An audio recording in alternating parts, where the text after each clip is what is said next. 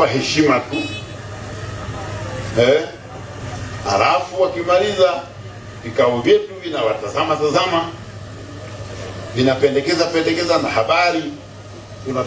Tunataka kupendekeza wagombea ambao wanakubaliwa na wananchi.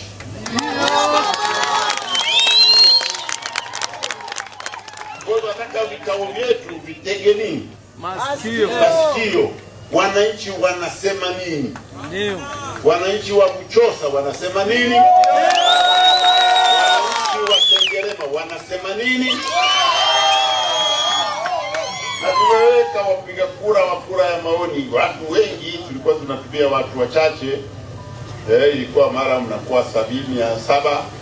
Tukasema hawa hawatoshi kuwa na masikio ya kutosha kusikia wananchi wanasema nini.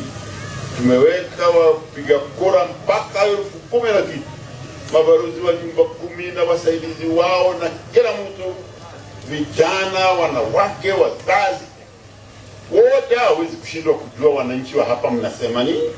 Watajua wagombea ambao wanakubalika katika jamii, ili mtu asituulize huyu mmemtoa wapi. Tumemtoa Sengerema.